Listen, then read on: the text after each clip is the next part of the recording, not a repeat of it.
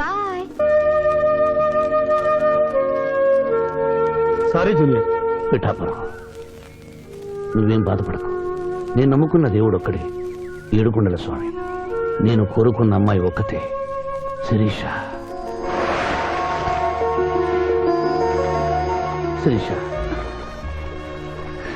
ఆగు శిరీష, నీతో మాట్లాడాలి. సారీ. ప్లీజ్ శిరీష, నన్ను అర్థం చేసుకో. అర్థం చేసుకున్నాను. నీలో 10% లాయర్ ఉంటే 90% తిరుగుబోతున్నాడు. ఆ తిరుగుబోతుని సంతోష పెట్టడానికి నీ లాయర్ వృత్తిని వాడుకుంటున్నా. ఆ శివాజీ నాలోంచి ఎప్పుడూ వెళ్ళిపోయాడు. ఇప్పుడు నా గుండె నిండా నువ్వే ఉన్నావు. నిన్ను పెళ్లి చేసుకోవాలనుకున్నదే నా జీవిత లక్ష్యం. నీతో నాకు పెళ్ళా? Never. It will never happen in my life. Sirisha,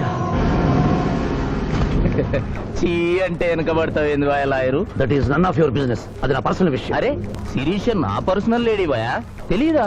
నా క్లాస్మేట్, కాలేజ్ మెట్, త్వరలోనే కాటేజ్ మెట్ కూడా చేసుకోబోతున్నా. మిస్టర్ శ్రీనాథ్, అరే ఒప్పుకుంటే 3 ముళ్ళేస్తా, లేకుంటే రేప్ చేస్తా. ఆ కేసు కూడా నీకే ఇస్తా. శిరీష గురించి చెడుగా మాట్లాడితే నీ ప్రాణాలు తీసి ఆత్మహత్య చేసుకున్నామని కోర్టులో నిరూపిస్తాను. జాగ్రత్త.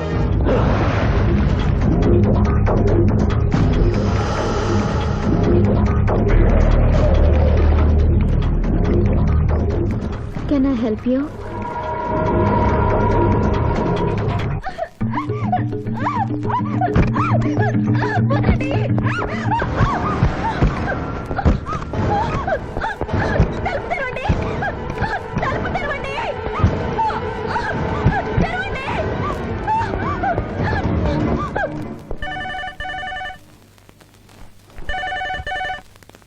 హలో. హలో, నేను స్వర్ణని. నువ్వా? తొందరపడి డిస్కనెక్ట్ చేయొద్దు. లేడీస్ అంటే నీకు ఎంత బలహీనత ఉన్నా శిరీషను గొప్పగా ప్రేమిస్తున్నావని స్విమ్మింగ్ పూల్ వద్ద చూశాను. ఇప్పుడు నీ శిరీష డేంజర్ లో పడింది. ఇదో కొత్త ప్లానా? నీ మంచి కోసం చెప్తున్నాను. శిరీషను శ్రీనాథ్ కిడ్నాప్ చేశాడు. శిరీష్ ఎక్కడుంది?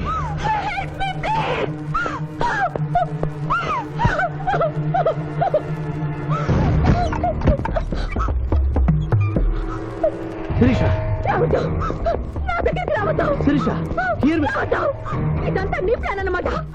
I hate you. నా ప్రాణం పోయినా నేను నీకు దక్కను. వెళ్ళు. శిరీష, ఏం మాట్లాడుతున్నావు? నేను నిన్ను కాపాడడానికి వచ్చాను. ఎవరు? ఎవరిది? అంది.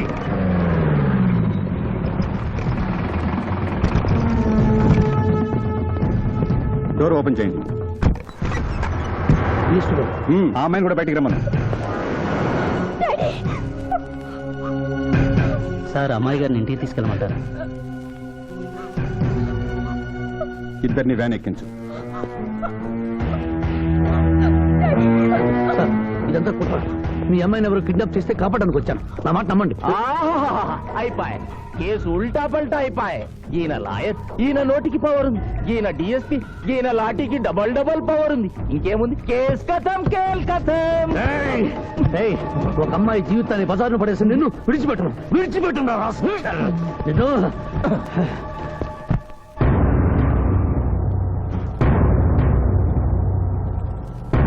నువ్వు చెప్పదలుచుకుంది ఏమైనా ఉందా శివాజీ?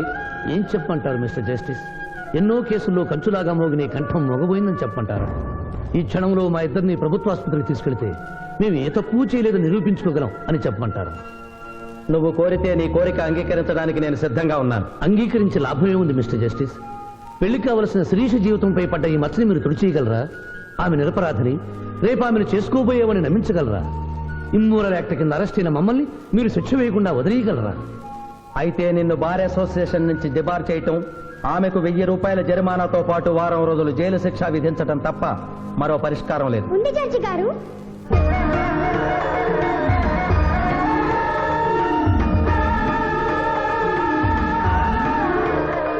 డీఎస్పీ గారు అమ్మాయి ఒక లాయరు అల్లరి పాలు కాకుండా ఉండాలంటే ఆ ధర్మదేవకు సాక్షిగా వాళ్ళిద్దరూ భార్యాభర్తలు కావాలి.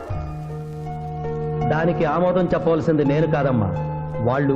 డీఎస్పీ గారి కుటుంబంతో ప్రత్యేకంగా మాట్లాడే అవకాశం కల్పించండి. అగ్రీ.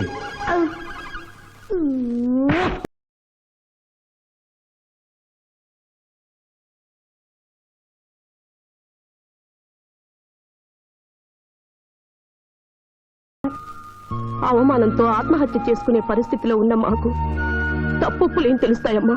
అలా అనకండి. ఇప్పుడు జరగవలసిన ఆత్మహత్యలు కాదు. వీళ్ళిద్దరిని అల్లరిపాలు చేయాలని వాళ్ళు చేసిన పనిని శుభలేఖలతో శుభంగా ముగించడం. అవును నాన్నగారు, శిరీష్ అంటే శివాజీకి ఎంత ఇష్టమో నాకు తెలుసు. మీరు ఎలాగో కట్నఇచ్చి పెళ్లి చేయలేరు.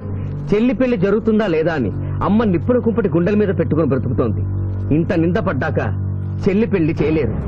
మీరే ఆలోచించండి.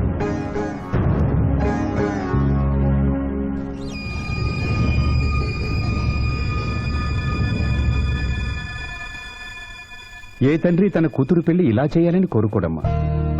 పరిస్థితులకు తలవంచడం మానవ జీవితంలో తప్పనిసరి.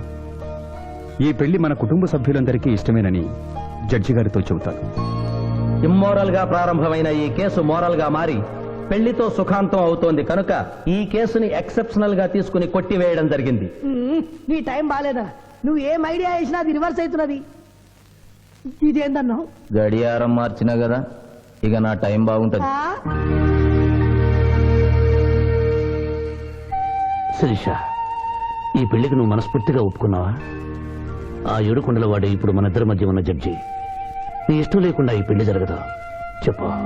మీరు దేవుణ్ణి జడ్జి అన్నారు, కానీ నేను ఆ దేవుణ్ణే సాక్షిగా అనుకుని మీరు మారారని ఈ పెళ్లి చేసుకుంటున్నాను. ఏంటి పిఠాపురం, సిగరెట్టా? మా నాన్న ముందు అస్సలు నేను తాగను. అదొకటే నువ్వు నాకు ఇచ్చే మర్యాద, బుద్ధి లేని గాడిదే. ఏంటి పిఠాపురం, నా మ్యారేజా? సిస్టర్ మ్యారేజ్ అయిపోయిన వెంటనే నా మ్యారేజ్ చేస్తారు ఫాదర్. నీ దరిద్ర ముఖానికి అదే తక్కువ. కడుపుకు అన్నం తింటున్నావా, గడ్డి తింటున్నావా? పిఠాపురం, ఎక్కడికి? ఆయన క్షమాపణ చెప్పి తీసుకొద్దామని వెళ్తున్నాను. పో.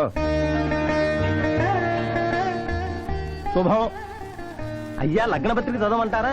చదవటానికే కదండి వచ్చేదే. చదవండి సార్. నేను చదువుతాను పంతులు గారు. చదువమ్మా.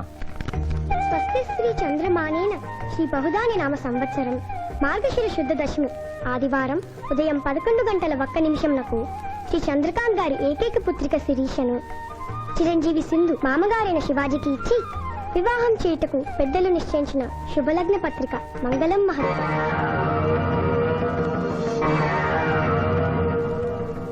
వారి చేతికి ఇవ్వమ్మా. రారాములమ్మ, సమయానికి వచ్చావు. పెద్దదానికి ముందు నువ్వు అక్షతలు వేయి.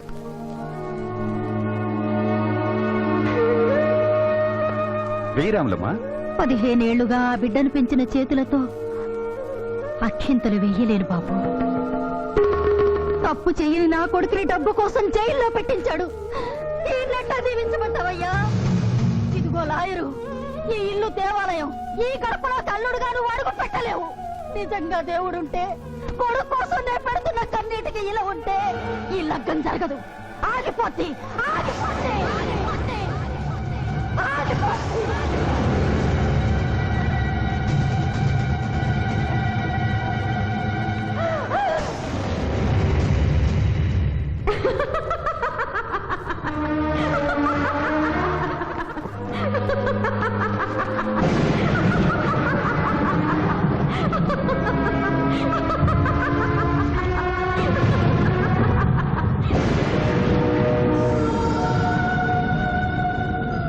నా కళ్లకు గంతలు కట్టి నువ్వు నీలాంటి లాయర్లు ఇన్నాళ్లు నన్ను హింస పెట్టారు.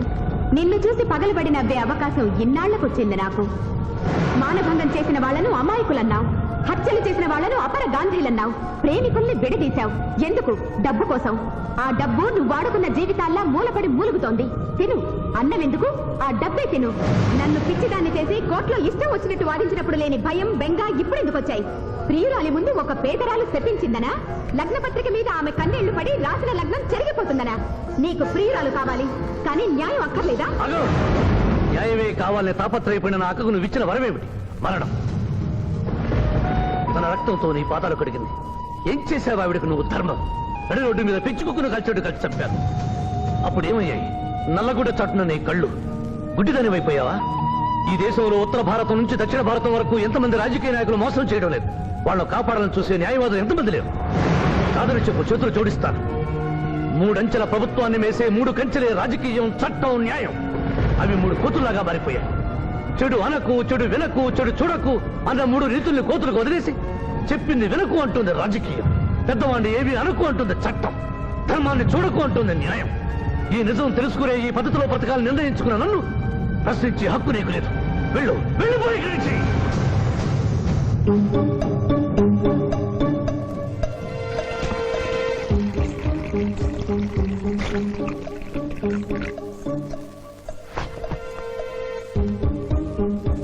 శివాజీ గారు, ఇది మన ఇద్దరిని భార్యాభర్తలు చేసే పసుపు కాగితం. ఈ పసుపు కాగితానికి నా మెళ్ళో 3 ముళ్ళు వేయటానికి మధ్య ఒక పుణ్యకార్యం చేస్తానని మాట ఇమ్మని అడగడానికి వచ్చాను. నిరపరాధైన రాములమ్మ కొడుకుని విడుదల చేయించి మీరు నిజంగా మారారని నిరూపించుకోండి.